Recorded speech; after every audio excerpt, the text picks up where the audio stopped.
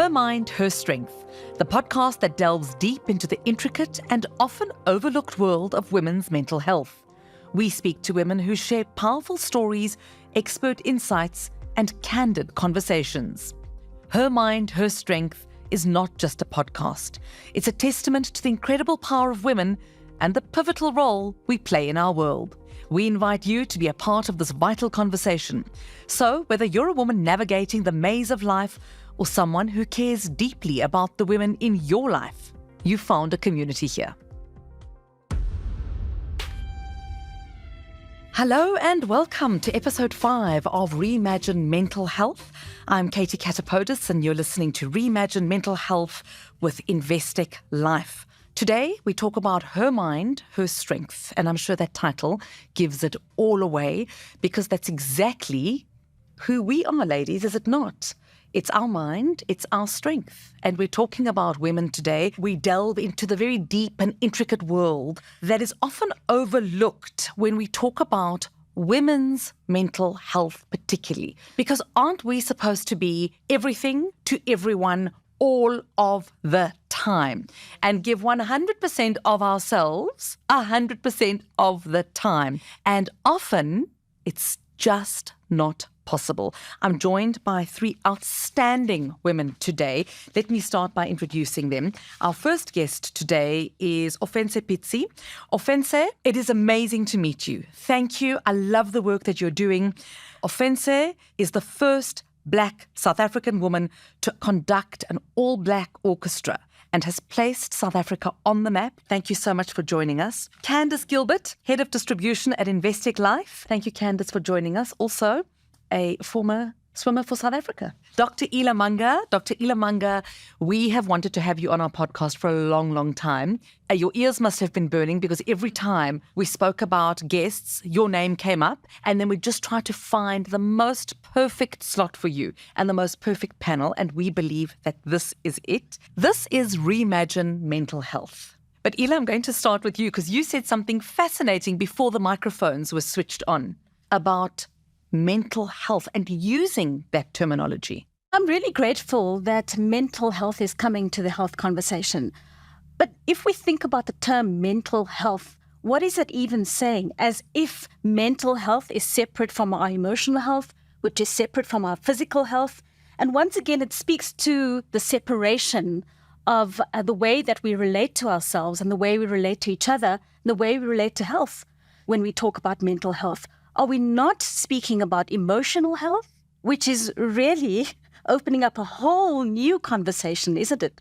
I think you've just given us the title of season 3. Reimagine emotional health. I think you're 100% right, and it's definitely worth looking at because we can't separate it from our general well-being and our overall well-being. Ofentse, let's come back to you quickly. How does it resonate with you if you are called and titled the first Black South African woman to conduct an all-Black orchestra?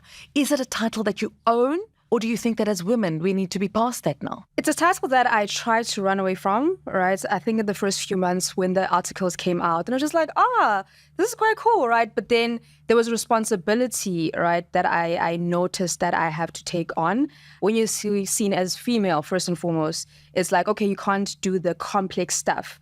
And I remember this one session with my conducting mentor at the time. I was having like a radio interview. I was like, during our session, and I was like, Mr. G, I'm going to need 10 minutes of our session to just take this call. And then after that, I was hyped up and I thought, I've made it. And then I was like, aren't you proud? He was like, yeah. And I was like, but why are you relaxed? Like, you are not like jumping up and down. He's like, yeah, it takes about 10 years to be an excellent conductor. So we have work to do. And I appreciated the fact that he always saw me as a conductor, period. And I think what Mr. G was telling you in that moment is one of the things I love most about Malcolm Gladwell, his 10,000 hour rule. So those 10,000 hours and the work that we need to put in. Candice, when we were talking before we started, you spoke about going from marketing into the so-called man's world at Investec. What was that? And how did you then fit in? And who defines it as a man's world? So maybe it's a self-defined man's world, and maybe that's a little bit of the bias that carries within a financial organization. Initially, I'd had a lot of supporters that said, put your hand up, go for it. And there's a bit of self-doubt in there to say, can I do it? Can I be successful in this space as I was in the marketing space, even though I don't have everything, on the CV that says I'm right for the job. And I think that's a little bit of a difference too when you look at males and females. Most males will go for it and back themselves right to the bitter end. We'll have to make sure as a female that we've got everything down pat before we actually put our hand up or step forward. And I think that was a leap of faith that I took. And breaking into what we call the male-dominated world came with a little bit of interesting comments from some to say, but you've only been in marketing, how can you do this? And I said, well, how can I not do this? If you apply your mind and you have a growth mindset, you can achieve anything with support. So find the right network to support you too so that you can be successful in that space. Your orchestra, Ofentse, how many women are in the orchestra, and do you find that you love working with women, or you want to be more inclusive of women when you're making these very key decisions about your group? I mean, unfortunately, there's not enough access, period, for musicians of color, right? But what I have seen is that there've been so many women, right, across, my journey who were very much like the allies of what I do. And those are the women that I essentially have for the orchestral experiences that I create. But there's not enough women. And I've also seen that when they were a woman, it was very much, we want to see how she can do this. So it's quite competitive and snacks if you really look at it, because there's some woman who actually wants to see how good she can actually do this. And then the guys are normally like, we have not seen a woman on the podium conducting. Do you get that often? I do get it often. And that's why I'm quite self-conscious when I have to conduct. And there's a certain demeanor I have to take on where I don't interact with musicians, right, until we get the job done. And I think it comes from that trauma of having the same woman that I'm trying to emancipate and empower be like, we want to see if she's going to do this. The more I advance in my career and I don't have to introduce myself, you get those women who come to me and say, thank you.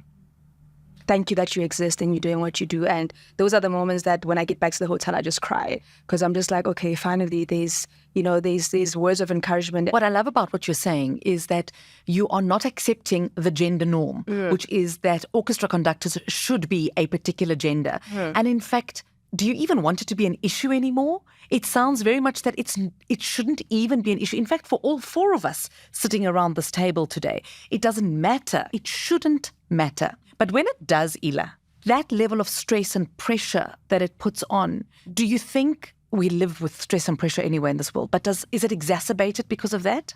Yeah, I think that when we are playing in these spaces, there's a mask that we feel like we need to put on. And that comes at a risk. So we show up in a certain way, but that comes at a risk of shutting down an aspect of who we are, our creativity, our natural rhythms and cycles. So I think that part of redefining how we show up in the world is, yes, to name that we are playing in a space that was traditionally held by men. But when we are stepping into that space, we have a responsibility as women to ask, how is it that I choose to show up? And Ofentse, your story really speaks to that. How am I choosing to show up in the space without feeding into the perceptions or the masks or the identities and the roles that are expected of me and that I place on myself, So when I start to soften into my more authentic self and soften into that self-acceptance, then the way that people respond to us is different. Totally. 100%. And this is why, Mr. G, right? Because I was like, why did you choose to be my mentor? Like you're one of the best conductors in Africa, period. You're from Amsterdam. You're like an international conductor who came to South Africa to really give back to the conducting scene. And then he was like, it's about time that we get a nurturing energy in the conducting space, because all you see is these grumpy guys who are trying to conduct something that is andante or con expressivo or whatever. And it's just like, it would be such an interesting shift, right? To see a woman who would nurture the orchestra. And I was like, that actually makes so much, it was so validating for me to hear that. So the energy thing, again, it's so important that we realize our power as women in such spaces. And do you find that you've brought that nurturing into it quite deliberately? Yes. Very much so. I'm not a detached conductor. If you see me, I conduct a lot with my face and all that. I do less of the hand and more of the feeling. And, some musicians get it when I do this and then I do that. And then, so there's certain mannerisms that they get because I'm female. Like guys won't get it. I love that. I love that so much. Yeah. Because you're bringing your full being into the space. Of course. And it's a different quality of power. And it's so spiritual as well, because sometimes I'm not classically trained, right? I didn't go to all of the best conservative of music schools and all that. What I know is the things that I've been taught and mentored, and it's really a gift. So the best thing I can do is really come barefoot, right, to these things and be as involved and as connected, tethered to the spiritual frequency as possible. And I think that is why I'm sitting here today. That's what makes me Ofentse, honestly. You speak about balance. Ila, you wrote an entire book about how being out of kilter and off balance leads to burnout. Do you find in the work and the research that you've done, it is more prevalent amongst women, or do you think it's quite spread evenly across with men and women? Definitely not. And we've spoken about some of those reasons that we are more prone to burnout. As women? As women. Of course, juggling roles, we're multitasking, and our brains are wired for that. We have the capacity for that.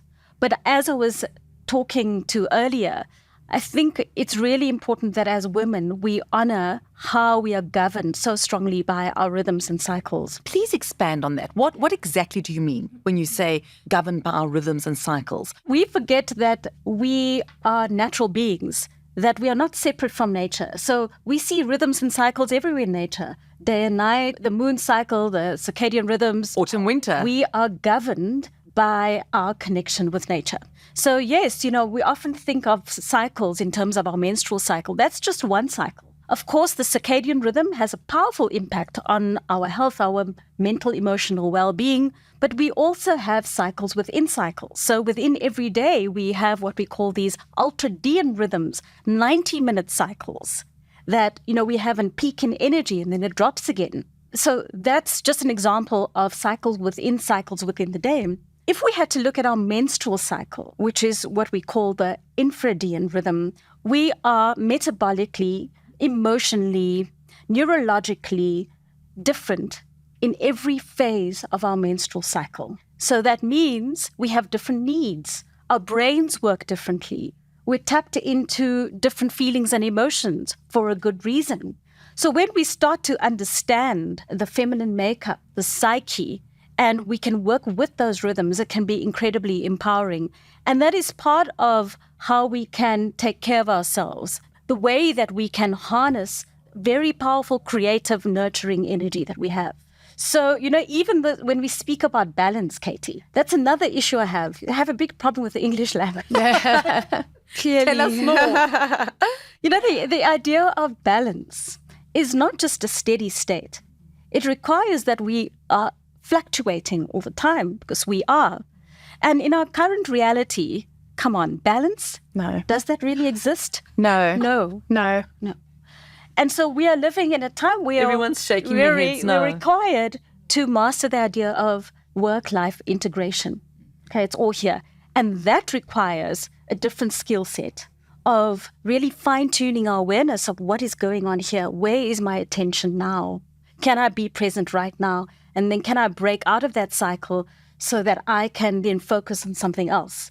But as women, multitasking, we can do it, but at a cost, and we can only do it for a certain time until we actually do burnout. And that cost is the burnout, I imagine. That cost is the burnout. And the dropping of those balls. I mean, we talk about multitasking.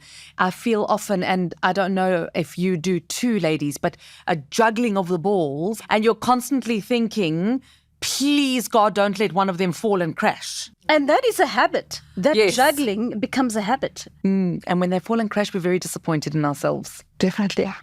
So what then? So we talk about work-life integration, not balance, because we know now Ila doesn't like mental health and balance. And English. I agree. We like balance. Yes, and Candace. So what then? How do you find your integrated self, Candace? So it's a tough one, right? Because I think it's more of a pendulum. So I think for me, as a working mom, you have to prioritize, right? So if there's an important piece that I need to be at for my sons, that takes priority, okay? Work and wait. to a degree, of course. What would make the most impact for my kid, for me to be there, would be at his cricket game. Then it's a non-negotiable for me, because it's important that I'm present, and I'm present in the moment. So I'm not there and on my phone or checking emails. It's that I'm really present in the moment. It might not be that I can pick him up every day from school, but when I'm home, it's in the moment, present around the dinner table, finding out how the day was. And it's maybe not quantity, but it's more quality. And to be able to shut off and leave work behind and go into the moment where you can have a robust and a proper conversation with your child about how they actually are doing is really important. But you don't always get it right. I wrote an entire book on it. And then the about guilt. balancing breaking news and children. And you definitely don't always get it right. You don't get it all right, but I think that's the part of being human, right? Is that nobody gets it right all the time. But if you can get a little bit right, or you can do something right at some point, then your integration, you feel better about it. But the guilt does set in. And I definitely think what works, particularly for me, and Ofentse, I'd like you to weigh in here as well, is that in the moment you think what you're doing is the right thing. And of course, retrospect, 2020 vision, you realize, perhaps I could have done things a little differently. But in that moment, you don't set off to intentionally get it wrong. But we believe that we are doing whatever it is in that moment to get it right. Definitely. I think as women, we want to just get it right. I spoke briefly about this very grand all-female global orchestra that we put together, a reimagination of Queen Charlotte, and really just sort of like helping anchor this queen who was pioneering in her time. And I remember during the sessions, like during rehearsals and whatever, I had the arranger who was right next to me, right, who was the eyes of things that I could not see. And then we had the composer, like the original composer of Bridgeton, logged into this unlimited Zoom, right? And those people were helping anchor me, because it was the first time I did this, right? But I want us to pause there. Yeah.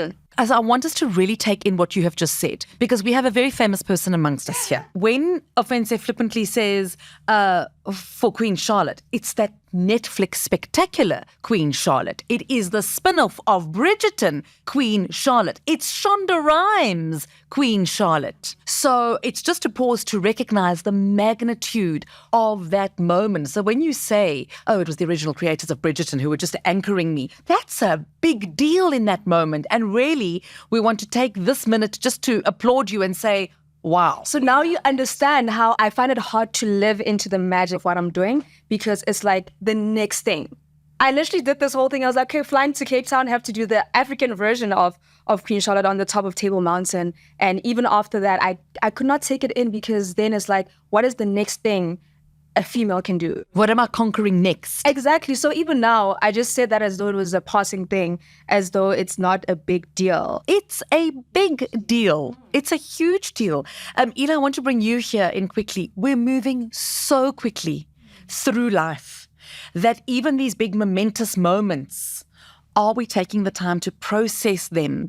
Or is this whirlwind, this news cyclone, as I call it, really sweeping us all up constantly, that the appreciation of the moment of Bridgeton, of Queen Charlotte, of Shonda Rhimes, like almost just, we're flippant about it almost. Absolutely. I know, right? It's sad, isn't it? That we have become really habituated in this adrenalized kind of way of living and caught up in it, swept up in it, that we can't really just absorb the beauty of this moment, the gift of moments. And, what is life but not a series of moments? Definitely, yeah. And the quality of life is determined by the quality of those moments. And where is our attention as we're experiencing the beauty of everyday moments? And sometimes the simplest moment of just being in awe at the pattern of a flower, So I have really started to train myself to slow down and experiment with different forms of rest, So the idea of rest is something we all want, but it's elusive. How? Our physical system has forgotten what that feeling is.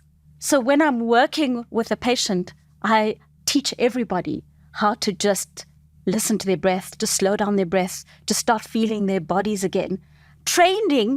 Retraining rest back into the nervous system, but also experimenting with different forms of rest. And rest means different things to different people.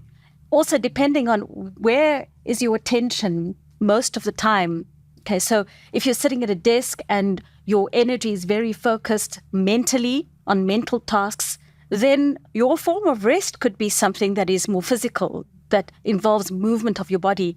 I find that Mindless Netflix. chopping vegetables, even, cooking is exhausting. I hate cooking at the end of a long day, hey? Oh, I love it. It's so interesting you say that because I actually love it. But if I have had a very mental day in front of the laptop, the act of chopping vegetables is a sensory relief, and my body responds to it. If I'm sitting and listening to people's stories all day and it's my day of consulting, I come home feeling more emotionally exhausted.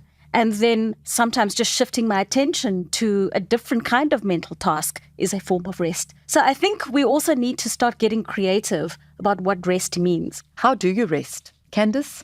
Ofentse, because then I'll come back to you, Ila. What does rest look like in these busy worlds? And now you're even doing a podcast called Her Mind, Her Strength.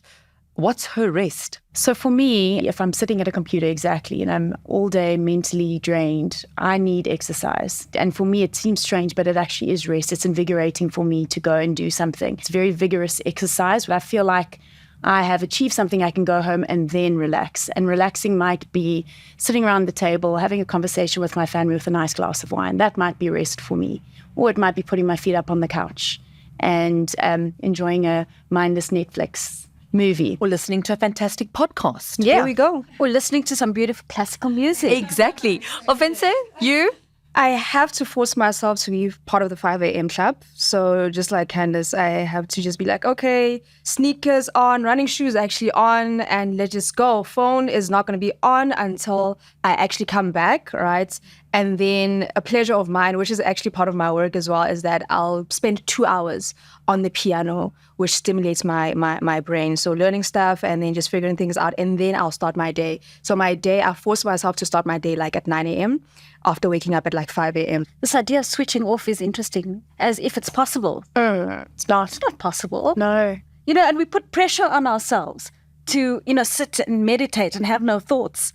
If we didn't have thoughts, we'd be dead. That's true. I spoke about the news cyclone earlier. The reference to that is so simple because everybody talks about a news cycle in a newsroom. And I don't think we have a normal news cycle in South Africa, never mind the world. We have a news cyclone. So what it does is I feel like it sweeps us up, not just as media, as journalists, but our audiences. And so consciously thinking, do I hand my phone over to my family and say, hide it? So we need to experiment with these different types of rest, breathing, and, maybe not let the cyclone sweep us up as often as it does. But what do we do when we feel we need to rest?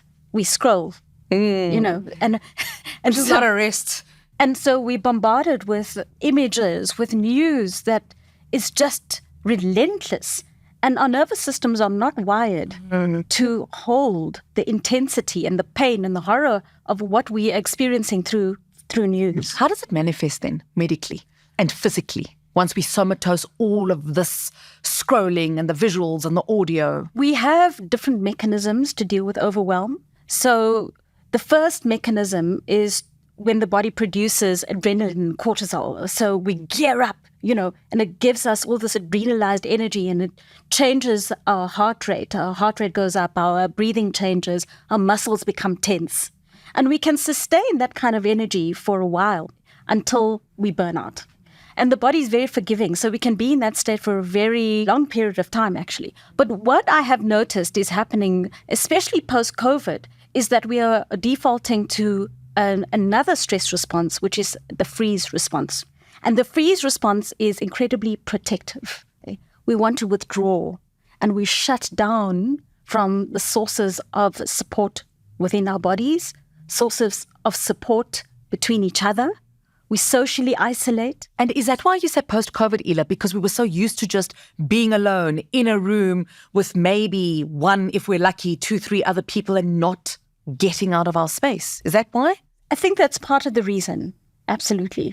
We've just became disconnected, and that's not the way we are designed. That's not the way we are wired. And I suppose finding antidotes to all of that is what's critical here. And we spoke about pausing and reflecting on the successes. We also have a responsibility for those around us. And I know responsibility sounds so formal, but especially those around us who are doing amazing things, be it children, siblings, friends, parents, partners, to say, wow. And I think we've got a big contribution to make in society when we just go, stop and celebrate the success that's happened in that moment. Definitely. Because 5 minutes later, Ofentse is looking for another mountain to climb. Yes. What else is she going to conquer? I mean, I'm always trying to pivot from the last thing that I've done. And again, the responsibility of it not just being a female, Black, youngest, just being good and just being high level all the time. So the interesting thing is that in my rest, I'm always thinking of how can I become better? Because even when I'm resting, I need to learn more. I need to spend more time with my mentors who can help me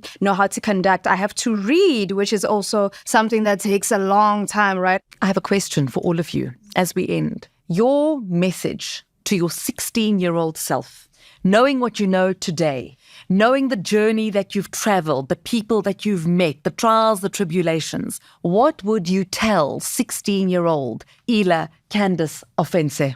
Well, when I look back at my life and I think about all the stresses and anxiety that I had about my future as a 16-year-old, in retrospect, every one of those experiences led me to a place, but I wasn't meant to know that at the time.